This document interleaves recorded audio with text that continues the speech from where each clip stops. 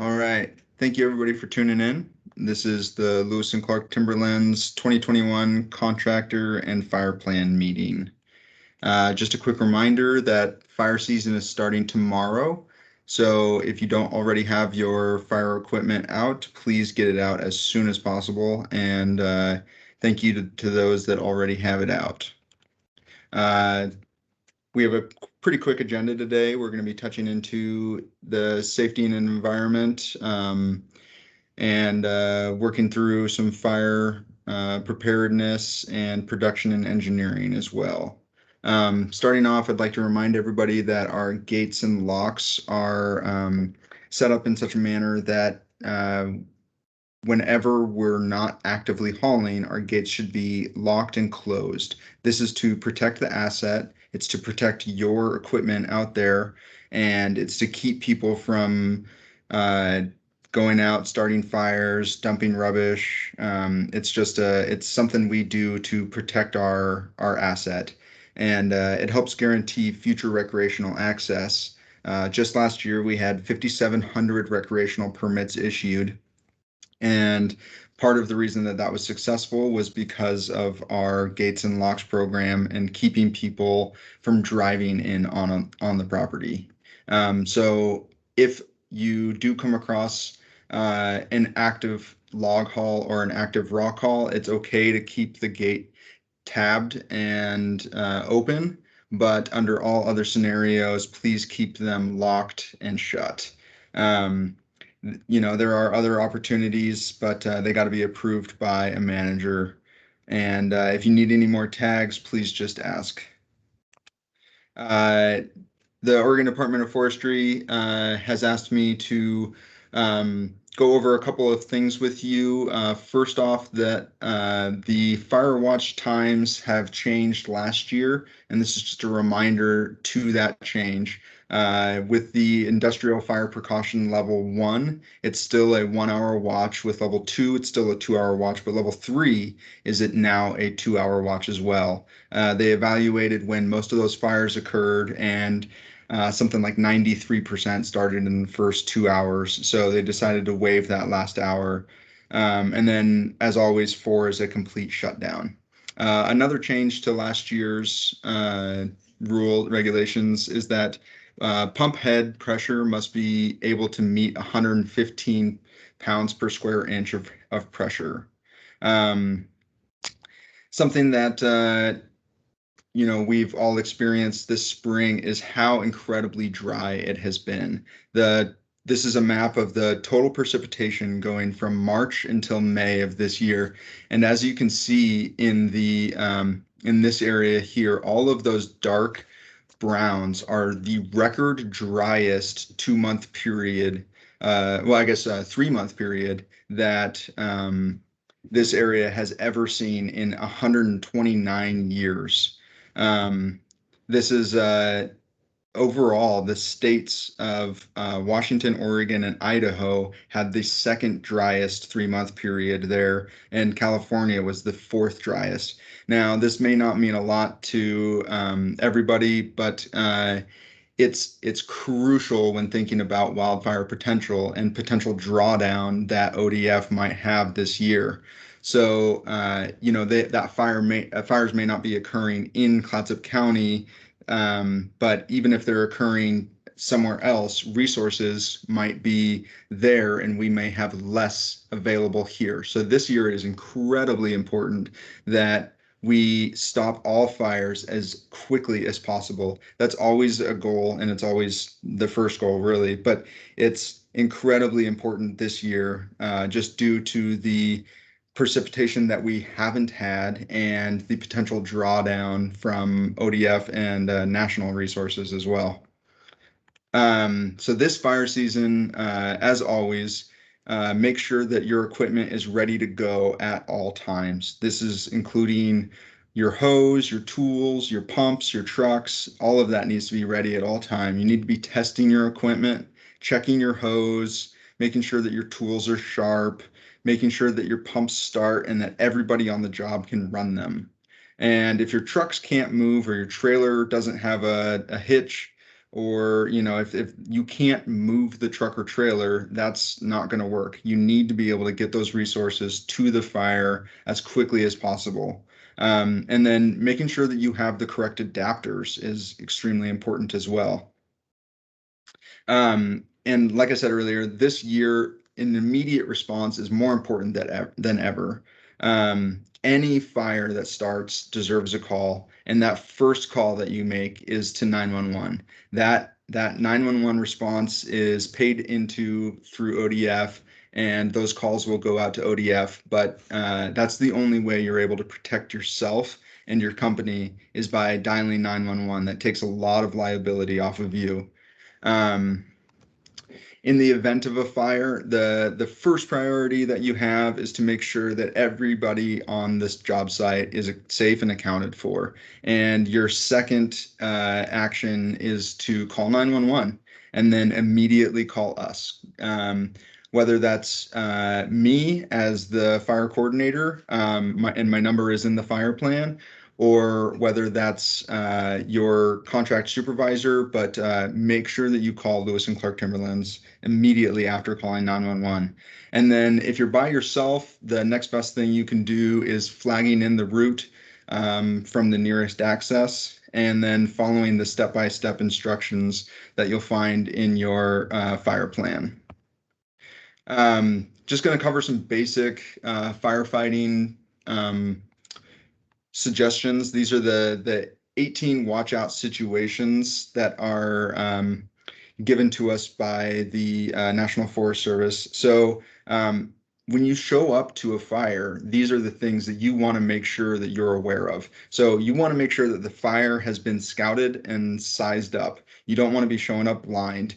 You want to make sure that you have seen that area in the daylight. You want to make sure that you have safety zones and escape routes identified. You want to be familiar with the weather and local factors that would be influencing the fire behavior, like topography, fuel loading, and then you want to be informed on strategy, tactics, and hazards. And you want to make sure that your instructions and assignments are clear, both for yourself and everybody else in your crew. You always want to make sure that you have communication with your other crew members and with your supervisor. So when we show up to a fire, that's why we have fire radios, and make sure that you get one when you're at the fire. And then constructing a fire line, you need a safe anchor point to do that. So making sure that when you're on a fire, you know what you're doing and where you're starting from. And then another watch out scenario is building fire line downhill with the fire below. Fire runs uphill a lot more quickly than it can run downhill. So this is just something to keep in mind as you're building that fire line. You want to be very careful about attempting a frontal assault on a fire. That's in direct attack should only be made when flame lengths are 4 feet or less. So this is something that you really got to be careful of. Making sure that there isn't unburned fuel between you and the fire. And if you cannot see the main fire, you got to be in contact with somebody who can. The last 6 are if you're on a hillside where rolling material can ignite fuel below you, make sure that you're aware of that and can keep an eye on it. Keep an eye on the weather. If it's becoming hotter and drier, that's definitely something that you need to watch out for. Any changes in the wind or changes in the direction of the wind. If you're getting frequent spot fires across the line, that may be a signal that you need to change your attack technique. And the terrain and fuels make escape difficult to safety zones. So you got to make sure that you're in an area and that you can get to your safety zone safely. And then the last one sounds like a joke, but everybody's been exhausted at a fire, and sometimes you need to take a break. But taking a break near the fire line is not what you want to be doing. You want to get to a safe place and make sure that somebody knows that you are taking a break before you do that. Then there are 10 fire orders, and they're very similar, but these are all really good things to keep an eye out for. So keeping informed on the fire weather, the conditions in the forecast, knowing what the fire is doing at all times, and then basing all of your actions on current and expected fire behavior. Identifying escape routes, safety zones, and making them known, and we'll cover that in a second. Posting lookouts for when there is possible danger. That has to go with the safety zones and escape routes. Being alert, maintaining prompt communications. These are extremely important. Giving clear instructions and making sure that they are understood. That's in the chaos of a fire. This is so important to make sure that everybody knows what they're supposed to be doing and are very clear with those instructions. And then maintaining control of the forces at all times. There's nothing more dangerous than having people just wandering around, not knowing what to do. And then lastly, fighting fire aggressively, having provided for safety first. The LCES stands for Lookouts, Communications, Escape Routes, and Safety Zones. So this is over here. You can kind of see this diagram. So the objective hazard is where the fire may be, or where the current area, if there's like a tongue of the fire that you're fighting. And if you can't see that, and if you're building fire line just on the other side of a hill or something along those lines, you need to make sure that you have a lookout who can see the fire coming. You want to make sure that you have communication with that lookout and yourself or the rest of the firefighters in that fire line. And you want to make sure that those people have an escape route to a safety zone. These are all incredibly important and mandatory things when fighting fire. As I mentioned earlier, fire equipment inspections are starting, and you got to make sure that you have your equipment out. You should be checking that truck and trailer access every day. It's only useful to have that equipment out there if it works and if everybody knows how to use it. And then we've all seen fire tools that sit in the bed of somebody's truck for a year or two. And if you start swinging those on a job, they're going to break. So making sure that your tools are not only sharp, but have the handle strength to go along with that. Next, we're going to move into logging safety, and a production update. The logging safety foundation is set on 3 pillars: leadership, principles, and processes. Leadership is having a clear vision and communicating expectations. It's managing both us and your company's supervisors and needing to provide and communicate a safety vision to each employee clearly. Each employee needs to not only be trained, but following the guidance of their company's safety plan. You need active engagement, and frequent active engagement helps make a safety plan successful through frequent tailgate meetings, is one example. Open and honest feedback from everybody involved is incredibly important. Feedback is the way that we understand and look for continual improvements. If we don't know that something's wrong, or if we're fostering a culture of fear and reprisal for giving feedback, then it's not going to work. We need you to tell us if there are other logging safety things going on that we're not aware of, or haven't been communicating effectively. And then you need to model and align leadership behavior with expectations. We strive to be a model through our behavior, but how can one expect great safety conscious work if we do not lead by example? The second pillar is principles, and our goal always is 0 incidents. You need to address the root causes of unsafe acts and at-risk behaviors and near misses. And if you're not addressing those root causes, then you're going to experience them more and more frequently. So being able to tackle these things before they even occur and getting them from the root is going to help us create that 0 incident goal. Sharing of information, so not just when things happen, but also near misses, and just an active communication is how you really help yourself out.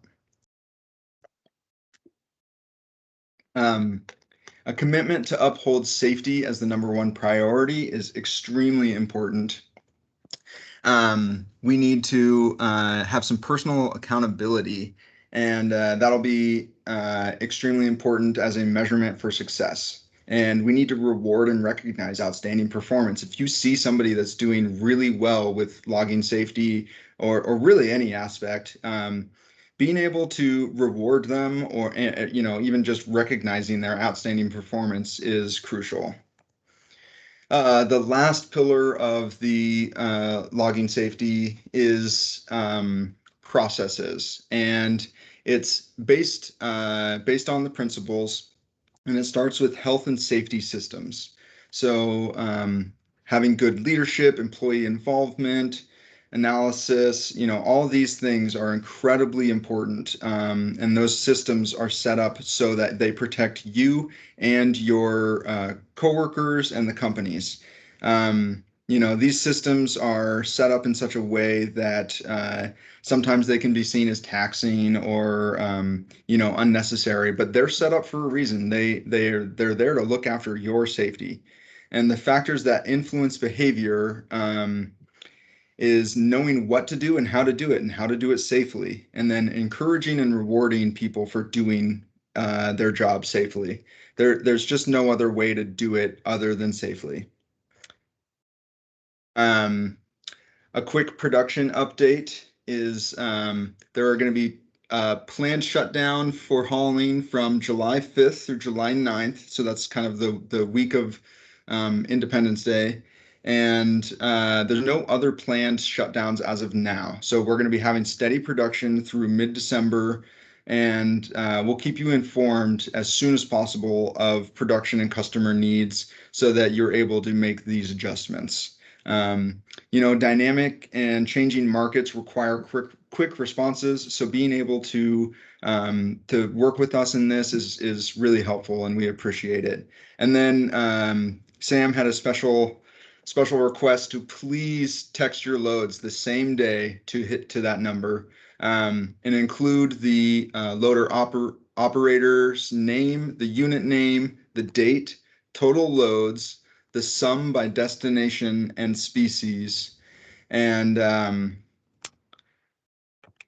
we'll move into log merchandising and manufacturing.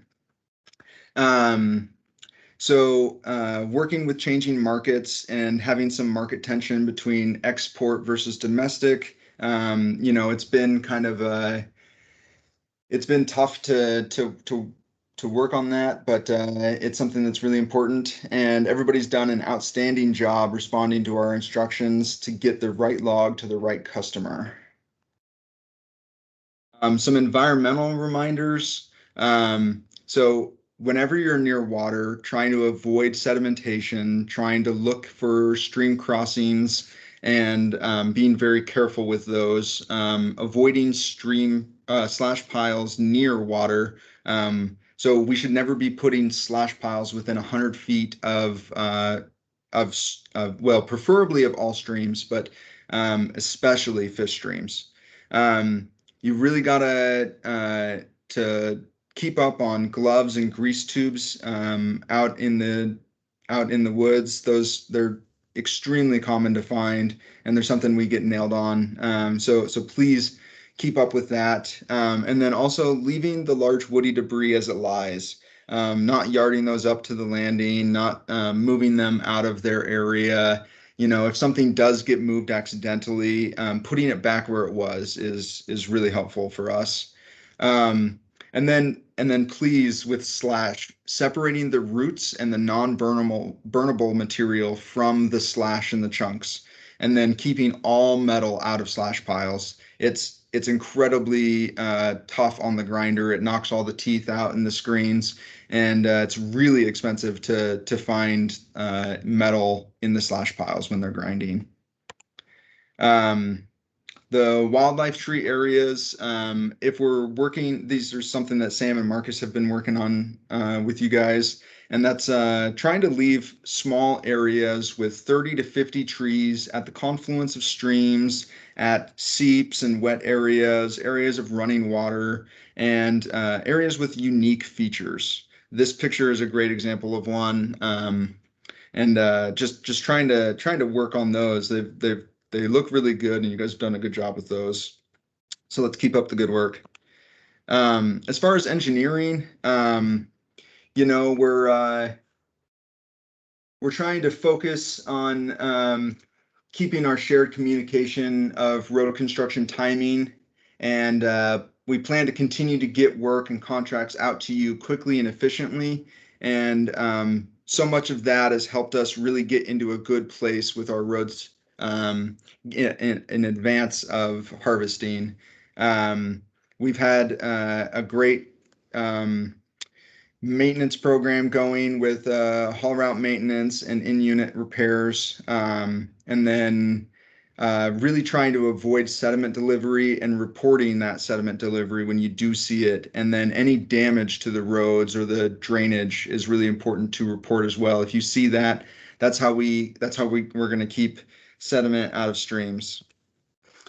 Ditch maintenance is right with that. Trying to keep as much grass in there as we can, but trying not to, trample that sort of stuff and really rough it up. You can see that there are tracks going through that ditch line. And on one side, we have a really nice sloped ditch on the left, and there's not much sloping going on the right, but there is a nice bit of grass in there to help filter the sediment. So it's something that we need to continue to really strive for, is good ditch maintenance. That's sediment delivery control is really the goal with ditch maintenance, and it's controlling potential environmental issues through diligent delivery control methods. And that's hay, ditch protection, culverts, making sure that they're open and draining, and that there's healthy vegetation in the ditch. Our roads program, we are managing a little bit leaner. We had our voluntary separation program, and Marcus has since been heading up the roads program. And so, we'd really appreciate your expert feedback. You guys are the experts. You're the ones that are out there building the roads, maintaining these ditches and drainages. And that's really important for us to get some feedback on, to know what we could be improving and what's doing well. We applaud the work done to date, and we're looking forward to getting back to a much better lead time on construction ahead of harvest. This is you guys have done a great job, and we just wanted to say thank you. And if you have any questions, feel free to ask. You can send them to my email or talk to your contract supervisor about them. But thank you for your time today, and we'll see you next time.